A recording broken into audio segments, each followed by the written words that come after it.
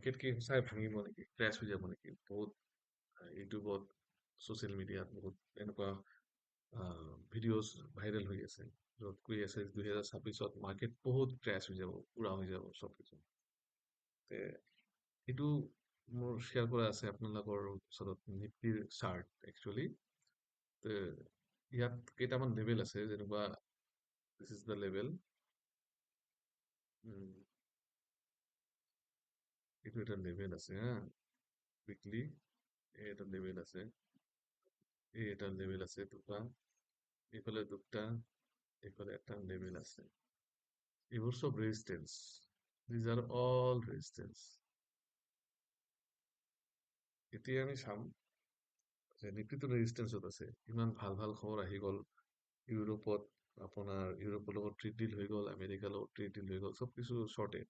বাট market resistance পাৰ কৰিব পৰা নাই। মাৰ্কেট কিয় ৰেজিষ্টেন্স পাৰ কৰিব পৰা নাই? কাৰণ এইটো ষ্ট্ৰং ৰেজিষ্টেন্স হয়, আৰু এফআইআই চেল কৰি আছে। এফআইআই কিয় চেল কৰি আছে? এই গোটেইখিনি বস্তু আমি আলোচনা কৰিম।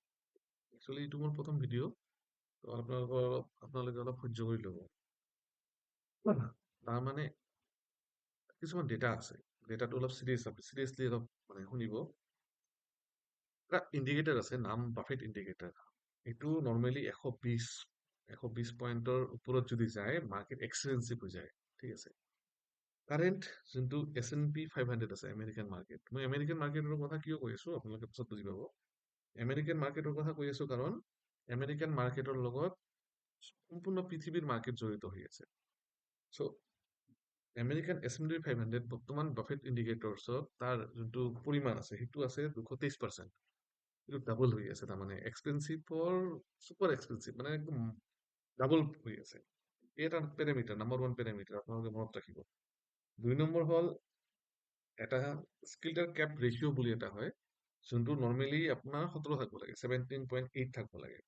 সেইটো এতিয়া হৈ আছে আপোনাৰ 39.8, তাৰমানে 2.3 টাইমছ, ডাবলতকৈও বেছি হৈ আছে।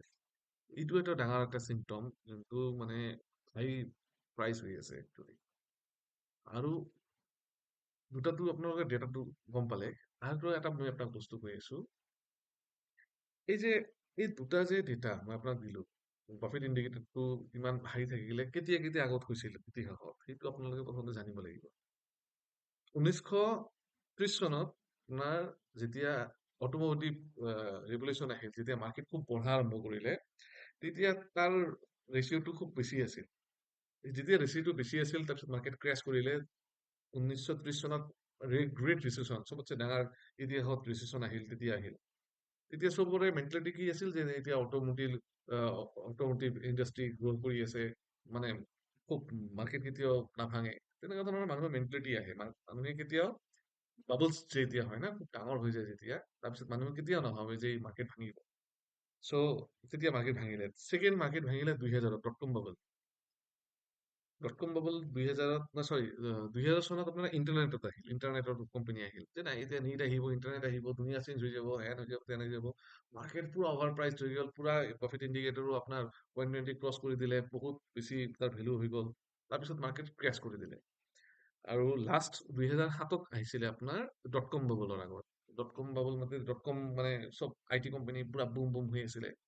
তেতিয়া আপোনাৰ একদম চাৰিওফালে পুৰা হাহাকাৰ মাল কিনাৰ কাৰণে। ঠিক আছে, তেতিয়া আপোনাৰ প্ৰফিট ইণ্ডিকেটৰটো বহুত বেছি গুচি গৈছিলে। তাৰপিছত সেইটো গৈ পেলাই 2008ত ক্ৰেছ কৰিলে। তাৰমানে এইটো, এই যে প্ৰফিট ইণ্ডিকেটৰটো আছে, বা যিখিনি পেৰামিটাৰ মই ক'লো, এইখিনি পেৰামিটাৰ তাৰমানে এদিনত নহয়, এইটো কিছু দিনলৈকে আপোনাৰ সেইটো থাকে। হয়তো এনেকুৱাও হ'ব পাৰে যে এতিয়া আজিৰ ডেটতো এইটো ডাবল হৈ আছে, বহুত বেছি হৈ আছে। আপোনাৰ আজিৰ ডেটতো আপোনাৰ কমচে কম 223% হৈ আছে। এনেকুৱা নহয় যে কালি মাৰ্কেট ক্ৰেছ হ'ব।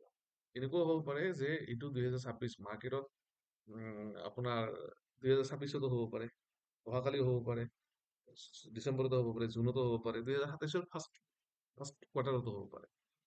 আৰু মাৰ্কেটে এটা বস্তু মনত ৰাখিব, এতিয়া মানে মানে আপোনাৰ মাৰ্কেটৰ চাইকলজি বুজি পাব, তেতিয়া সাধাৰণ পাব্লিক যেতিয়া ভাবে যে মাৰ্কেট তেতিয়া ভাঙিব, বিক্ৰী কৰিব লাগে, তেতিয়া মাৰ্কেট কেতিয়াও নহয়। জেনেৰেল পাব্লিক যোনটো ভাবে সেইটো কেতিয়াও মাৰ্কেটত নহয়। এতিয়া চবে ভাবি আছে, ইউটিউবত ধুনীয়া ভিডিঅ'জ আছে, যে মাৰ্কেট ভাঙিব চবে বহুতে মানে চেল কৰি বহি আছে, কেছ লৈ বহি আছে যে মাৰ্কেট ভাঙিব, তলত কিনিম। তো মাৰ্কেটে জানে যে ৰিটেইলাৰ কি কৰি আছে, ৰিটেইলে কি কৰি আছে, এইকাৰণে মাৰ্কেট এতিয়া কি কৰিব, আৰু অলপ উঠাব, কম কৰিব মাৰ্কেটটো। মানে 1 মাহ 2 মাহ 3 মাহ 4 মাহ আপোনাৰ ধৈৰ্য মানে পইচাত লৈ পেলাই আপুনি বহি থাকিব না, ৰেলী এটা হ'ব।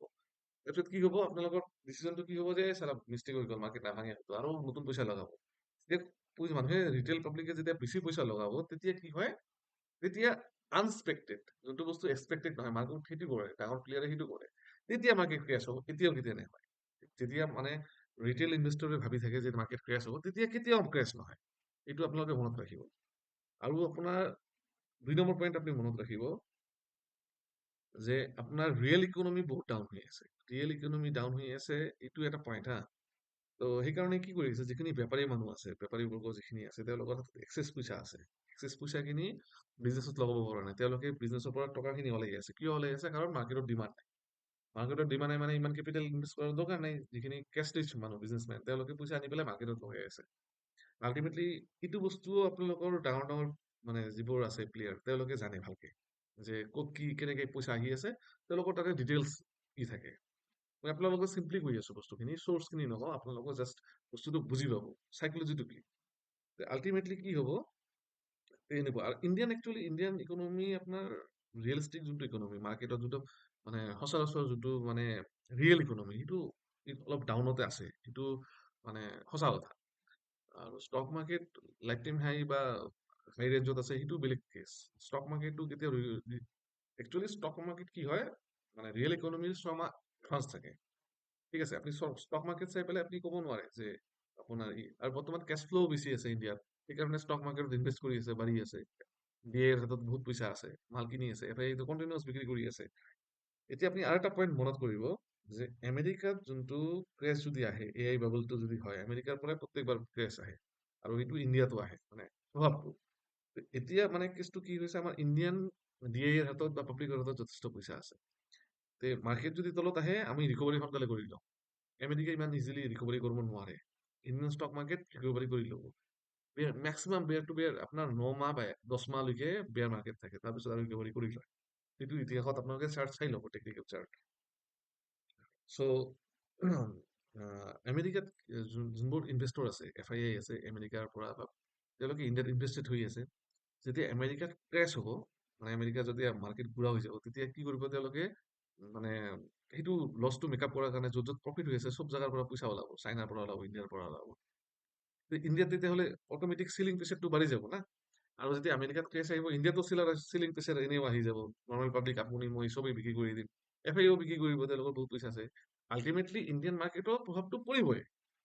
আপোনাৰ প্ৰেক্টিকেলি এআই ষ্টক ইণ্ডিয়াত মানে ইমান ডাঙৰ একো শ্বেয়াৰ নাই, কিন্তু প্ৰভাৱটো যিহেতু আমেৰিকাত যেতিয়া ক্ৰেছ আহিব, ইণ্ডিয়াতো আপোনাৰ চেলিং প্ৰেচাৰটো আহিবই। আপুনি ইণ্ডিয়াত কিন্তু প্ৰেক্টিকেলি ইণ্ডিয়াত একো নাই, মানে আপোনাৰ মানে এআই বা তেনেকুৱা বাবল ইণ্ডিয়াত একো নাই। 2007-ত আমেৰিকাতে হৈছিলে, ইণ্ডিয়াত প্ৰভাৱ পৰিছে, তেনেকুৱা এইবাৰো তেনেকুৱাই সম্ভাৱনা আছে। কিন্তু তেতিয়া কেছটো অলপ বেলেগ আছিল, ডিএৰ হাতত পইচা নাছিল, এতিয়া ডিএৰ হাতত পইচা আছে। তো তেতিয়া মাৰ্কেটটো ভাঙিব পাৰে। এতিয়া মুদ্ৰাৰ কথা হ'ল, মাৰ্কেটৰ চাৰ্ট কেতিয়াও মিছা কথা নকয়। আমি টেকনিকেল এনালাইচিছ কৰো, মাৰ্কেটত চাৰ্ট হৈ আছে, আপুনি চাব লাইফ টাইম হাই হৈ আছে। ঠিক আছে, লাইফ টাইম হাই মানে লাইফ টাইম হাই ৰেঞ্জত ৰেজিষ্টেঞ্চ হৈ আছে। এতিয়া যদি এইটো বাঢ়ি যায়, ইয়াৰ পৰা নতুন বুলৰান মানে ষ্টাৰ্ট হ'ব পাৰে, ক্ৰেছ নাহিব পাৰে। বাট সম্ভাৱনাটো যিহেতু আছে, সম্ভাৱনা, আপোনালোকে কমপ্লিট কেপিটেল, এতিয়া মাৰ্কেটটো কেনেকুৱা, আপোনালোকৰ 100% কেপিটেল ইউটিলাইজ নকৰিব মাৰ্কেটত। আপোনালোকে এতিয়া 90% কেছ আপোনালোকে ভালকে ছেভিংছ একাউণ্টত থৈ দিয়ক। 10% দি আপোনালোকে ট্ৰেড কৰি থাকক, বুজি পাইছে। যদি ৰেলিও যদি হয়, কিবাটো আপুনি পাব। বাট যদি ক্ৰেছ হৈ যায়, আপোনাৰ কেপিটেলটো প্ৰডাকশ্যন হ'ব। কেপিটেল প্ৰটেকশ্যনটো হ'ল চবচে মেইন। কেপিটেল থাকিলে আপুনি তলত আহিলে মাৰ্কেট আপুনি পইচা মাল কিনিব পাৰিব। আৰু যদি কেপিটেল নাথাকে, আপোনাৰ যদি ক্ৰেছত যদি কি যায়, তেতিয়া মাল বিক্ৰী কৰাৰ চান্স নাপায়, কাৰণ ডাউন চাৰ্কিট মাৰি যায়। মাল বিক্ৰী কৰাৰ চান্স নাপায়, আপোনালোকৰ কেপিটেল নোহোৱা হৈ যাব।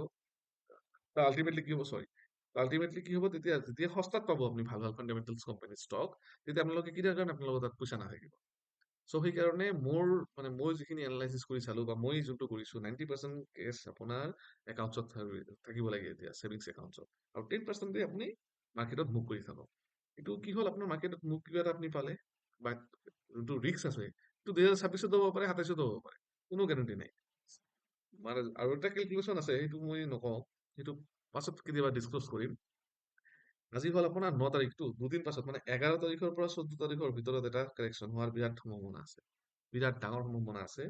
এই 11-ৰ পৰা 14 তাৰিখৰ ভিতৰত, মানে পৰহিৰ পৰা ষ্টাৰ্টিং হ'ব পাৰে কাৰেকশ্যনৰ, কাৰণ অলপ বেলেগ ধৰণৰ বস্তুটো ক'লো আপোনালোকক, অলপ এষ্ট্ৰলজি অলপ জড়িত হৈ আছে ইয়াত, এইটো মানে ডেটটো দিয়াৰ কাৰণে।